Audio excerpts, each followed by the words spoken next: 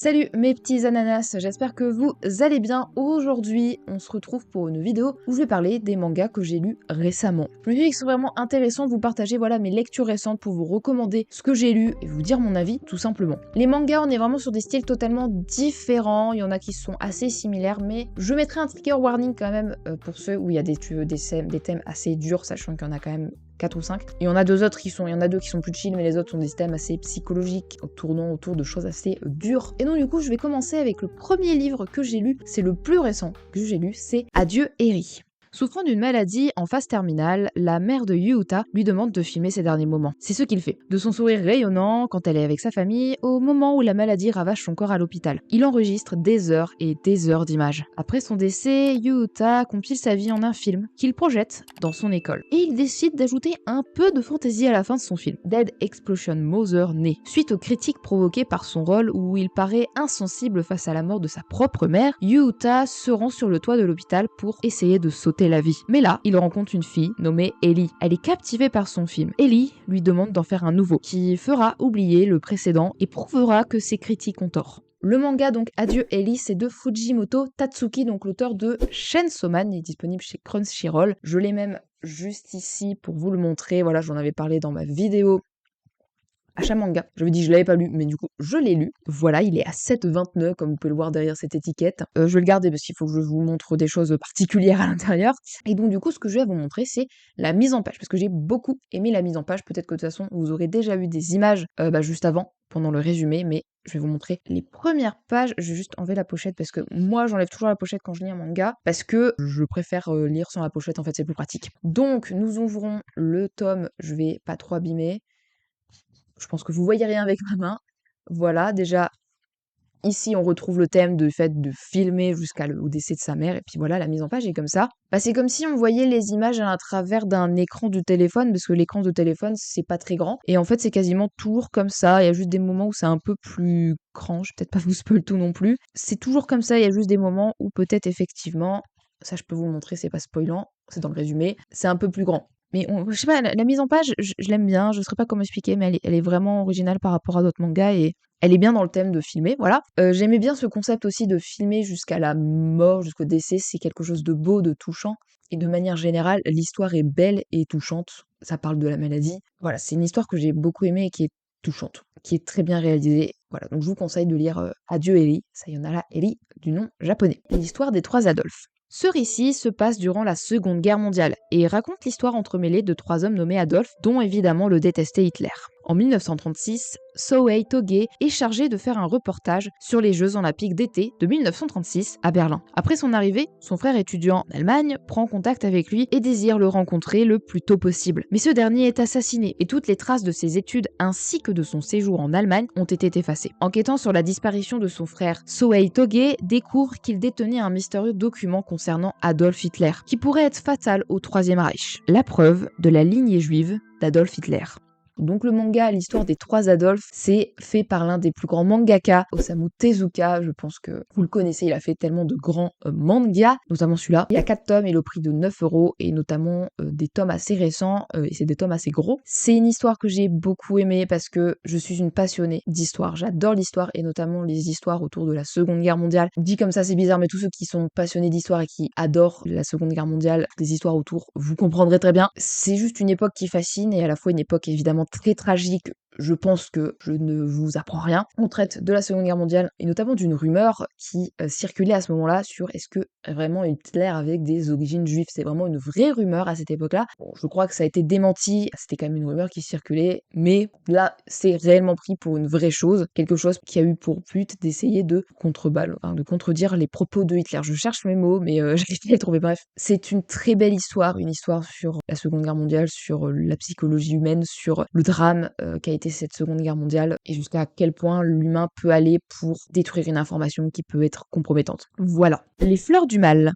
Takao Kasuga est un jeune collégien au début de cette histoire. Sa grande passion est de la littérature, en particulier le recueil de poèmes de Charles Baudelaire, Les Fleurs du Mal. Depuis environ 1 an, il est amoureux de Nanako Saeki. Sauf petit problème, Takao sait pertinemment qu'un garçon renfermé et pas très populaire au collège ne pourra jamais approcher la gentille et adorable Nanako. Chaque jour qui passe est donc une nouvelle preuve pour le jeune garçon que Nanako lui est totalement inaccessible, jusqu'à ce fameux soir, où il retourne en classe après les cours pour récupérer son édition des Fleurs du Mal, et qu'il trouve le sac de gym de Nanako. Le lendemain, leur professeur principal, accompagné de la jeune fille, leur indique que son sac de gym a disparu dans l'enceinte du collège. Aussitôt, évidemment, les élèves se mettent à imaginer les pires choses. Par exemple, qu'un pervers rôderait dans l'école. Impossible pour Takao de rendre le sac de sport à la jeune fille, étant donné l'agitation de la classe. Peine de se faire traiter de pervers, et il n'a vraiment pas besoin de ça. En rentrant chez lui, il tombe sur Sawa Nakamura, une fille de sa classe, solitaire également, que tout le monde ignore. Il faut dire que c'est un vrai phénomène, impoli, étrange et effrayante. Celle-ci commence à parler avec lui, à dire des choses qui n'ont pas lieu d'être, et Takao ne comprend pas pourquoi elle lui parle. C'est alors qu'elle lui annonce qu'elle sait tout, et qu'elle a vu ce qu'a fait Takao la veille. Sawa fait alors de lui son jouet, et changera peu à peu sa conception du monde et de l'être humain. L'enfer de Takao va alors commencer, et il durera longtemps, très longtemps, car quand le bourgeon du mal est planté, rien ne peut empêcher les fleurs de se propager et de se nourrir de ce que l'on est.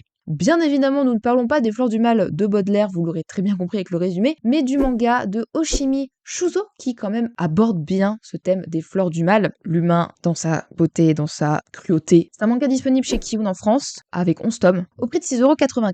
Et on est vraiment sur une histoire que j'ai vraiment beaucoup aimée parce qu'on voit la psychologie humaine, la manipulation, jusqu'à où les humains peuvent manipuler pour faire chanter quelqu'un, enfin pour pas que un secret se dévoile, un secret honteux, notamment ici. On voit la manipulation humaine en plus chez des enfants, des collégiens, même enfants, ça peut déjà être quelque chose. On voit la descente aux enfers d'un collégien manipulé par une de ses camarades. C'est vraiment des thèmes que j'aime beaucoup et j'aime beaucoup en apprendre sur la psychologie humaine. Je trouve ça intéressant et cruel et horrible à la fois. Bref, j'ai beaucoup aimé ce manga. La fleur du démon. 2 hivers sont passés depuis que le démon de haut rang Bibi a quitté le royaume des démons et est venu s'installer dans le monde des humains. Bien qu'il soit satisfait par sa tranquillité, cette dernière finit par l'ennuyer. Mais cependant, cette tranquillité sera bientôt interrompue après qu'un soir, en rentrant, il découvre un bébé humain abandonné. Il décide d'accueillir cette fille et lui donne le nom de Anna, parce que son sourire lui fit penser à une fleur. Mais il la garde seulement car elle est un moyen de tuer le temps. Peu soucieux de l'avenir, il s'engage à l'abandonner si elle devient problématique. 14 ans plus tard, Anna a grandi et on peut se demander qui est le plus infernal entre elle et Bibi. C'est alors que commence une étrange cohabitation entre un humain et un démon qui est bien plus qu'une cohabitation. La fleur du démon, donc Anato Akuma, de Oto Isamu, est disponible en France chez Panini, comporte 10 tomes, au prix de 7,29 €. Voilà, c'est dans un tout autre registre que les premiers, qui étaient vraiment dans un registre un peu vraiment très, très dramatique, très psychologique et parfois horrible.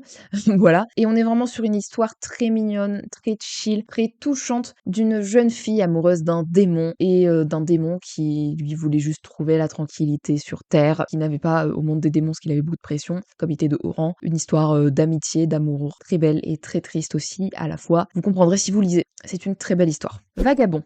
Dans le Japon du XVIe siècle, Shinmen Takezo est un jeune homme à la nature agressive qui est rejeté par tout son village. C'est ce qui l'a amené, lui et son meilleur ami, Matahashi Oniden, à s'enfuir à la recherche de quelque chose de plus grand que la vie provinciale. Les deux s'engagent alors dans l'armée de Toyotomi, aspirant à la gloire. Mais lorsque les Toyotomi subissent une défaite écrasante aux mains du clan de Tokugawa lors de la bataille de Sekigahara, les deux amis parviennent à peine à s'en sortir, vivants, et décident de déserter. Après que les deux se soient séparés, Shinmen rentre chez lui pour une mission visant à informer la famille Oniden de la survie de Matahashi. Mais il se retrouve plutôt comme un criminel recherché. Il est piégé par les villageois pour le prétendu meurtre de son ami, basé sur ses antécédents de violence et par sa désertion. Après avoir été capturé, il est pendu sur un arbre et laissé pour mort. Un moine itinérant, le distingué Takuan Soo, prend pitié de l'enfant du diable et le libère secrètement. Ce moine lui donne une nouvelle identité pour éviter d'être poursuivi par les autorités. Il s'appellera désormais Musashi Miyamoto.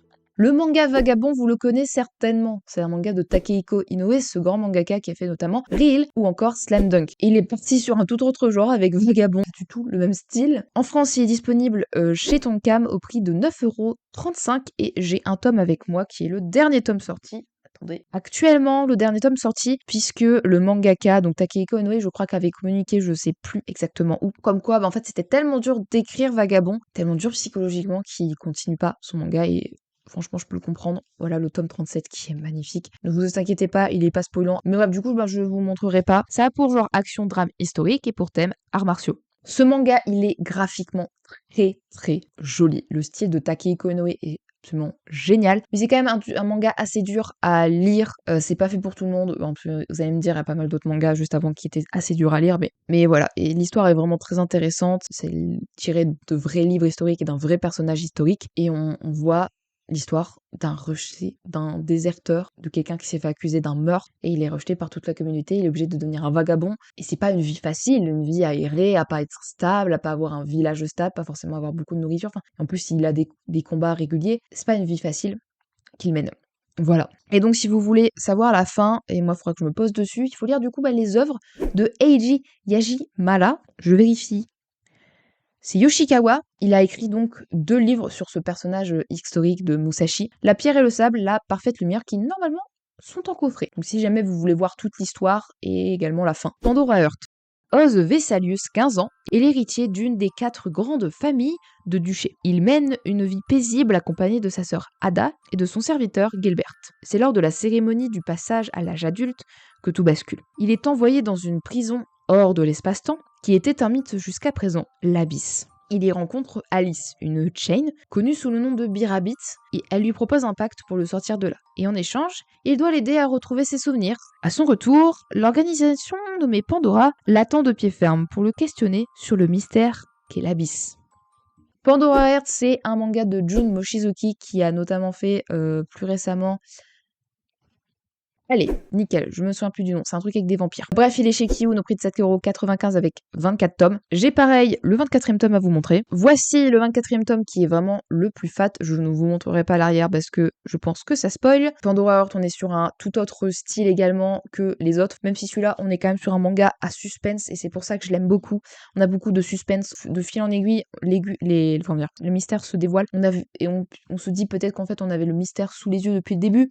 Qu'est-ce que c'est l'Abysse? Qu'est-ce que Rabbit aussi, Birabit, pardon. C'est vraiment un manga à suspense, un manga qui te donne envie de lire la suite à chaque tome et chaque chapitre, en fait, pour connaître tous les mystères sur l'Abysse et tout ce qui entoure l'Abysse et pourquoi il est allé dans l'Abysse Oz. Et c'est aussi une histoire qui nous mêle au présent, passé et au futur. On voit plein de choses parce que forcément pour connaître plus sur l'Abysse il faut connaître le passé. C'est une histoire tellement complète et tellement géniale de Jun Mochizuki. Donc voilà, c'était la fin de cette vidéo, j'espère qu'elle vous aura plu. J'espère vous avoir partagé des mangas que vous connaissiez peut-être pas ou que vous connaissiez mais que vous n'avez toujours pas lu et que je vous ai donné envie de les lire. En tout cas, comme vous avez vu, je lis tellement de choses différentes et je regarde de manière générale des animés tellement différents parce que j'adore ça et j'adore plein de choses. J'ai partagé voilà les mangas que j'ai lus ces derniers mois et même cette dernière année parce qu'il y en a que j'ai lu l'année dernière mais j'en avais pas encore parlé en vidéo donc bon forcément je profite de faire cette vidéo pour en parler. C'est tous des mangas que j'adore, c'est tous de très bons mangas que je vous conseille de lire. Et je rappelle bien évidemment que vous n'êtes pas obligé de les acheter. Vous avez maintenant des plateformes en ligne qui ont été créées. C'est Manga Poyo, où il y a certains mangas de Crunchyroll, il doit y avoir Kana je crois, il y a peut-être Glénat aussi, mais je sais pas si certains y sont dessus. Ensuite vous avez bien évidemment les bibliothèques, les médiathèques, vous avez bien évidemment l'achat d'occasion également. On n'est pas obligé de tout acheter en